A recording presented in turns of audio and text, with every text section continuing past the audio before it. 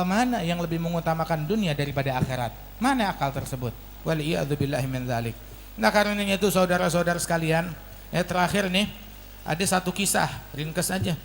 Nabi Isa dulu ada satu muridnya beliau mau ngikut. Ya Nabi Isa, saya mau ngikut sama engkau, mau dampingin engkau. Ya khair, boleh. Mendampingi Nabi Isa, pergi jalan kemana-mana, dikasih amanat bawa nih bekal roti, bawa, dihitung ada sekian, pokoknya tiap waktunya makan kita makan bareng. Sekalinya mereka makan sekali ada, makan lagi bekal tersebut ada. Begitu mau makan, muridnya bilang, wahai Nabi Allah, rotinya udah habis. Loh kok sudah habis? Ya emang udah habis. Bilang kamu yang makannya. Bilang enggak, sumpah bukan saya yang makan. Betul bukan kamu? Benar bukan saya. Diajak sama Nabi Musa lanjut perjalanan, lihat ada sungai. Nabi Musa bilang, ayo bismillah, kita jalan di atas sungai, di atas air. Sampai ke ujung, lihat mukjizat, lihat, hebat gak? Masya Allah, luar biasa.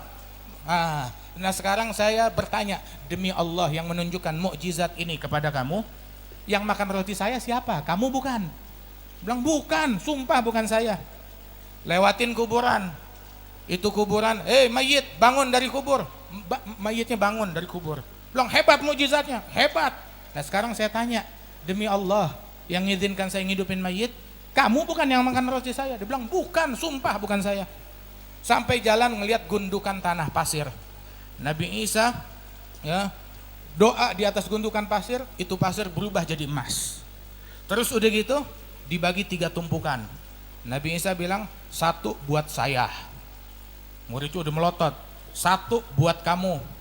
Terus muridnya nanya, yang 1 lagi buat siapa? Nabi Isa bilang, yang 1 lagi buat yang makan rotinya kita.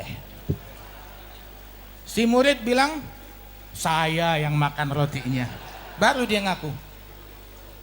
Nabi Isa bilang, gak apa-apa, cuma asal tahu aja, ini emas semuanya yang punya saya, yang itu semuanya ambil buat kamu, tapi kamu jangan nemenin saya lagi, jangan dampingin saya. Tahu si murid apa yang dia lakukan? Iya, dia milih emas, begitu dia meninggalkan mendampingi Nabi Isa.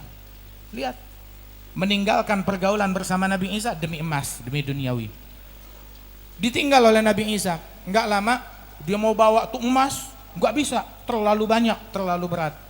Tahu-tahu ada penyamun 2 orang, maling, penjahat 2 orang. 2 orang kalau dilihat emas juga udah lupa sama agamanya. Begitu jadi penyamun, jadi penjahat. Ngelihat begitu ngajak berantem, udah nggak usah berantem. Ini emas ada banyak, kita bagi bertiga aja.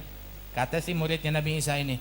Lihat, tadinya berteman sama Nabi, gara-gara cinta duniawi berteman sama maling, bergaulnya sama penyamun, bergaulnya sama penjahat. Tuh dunia ngejurumusin sampai sejauh itu. Persahabatan sama Nabi, sedikit demi sedikit dia tanggalkan, jadi bertemannya sama penyamun. Udah gitu khalas, mereka gotong sama-sama. Lihat tuh ada kampung, kalau kita bawa nih emas ke kampung bisa dijarah emasnya kita. Akhirnya mereka taruh di tepi jalan situ, di pinggir dekat goa. Ya sudah, tapi kita perlu ke kampung itu untuk cari makan, dan juga perlu ada orang yang jaga emas. Gini aja, 1 orang cari makanan, beli makanan, yang 2 jagain emas kita. Udah 1 orang beli makanan, yang 2 bilang, nih emas daripada kita bagi bertiga, mendingan kita bagi berdua. Jadi bagaimana ntar kalau teman kita datang bawain makanan, kita bunuh dia, emas kita bagi berdua, selesai. Dan tuh orang yang sendirian yang beli makanan, daripada emas gue bagi bertiga, mendingan gue sikat sendiri. Tapi anda mana bisa berantem lawan 2 orang. Ya sudah, makanannya saya racunin. Ente tahu deh kisahnya bagaimana? Semuanya 3-tiganya mati.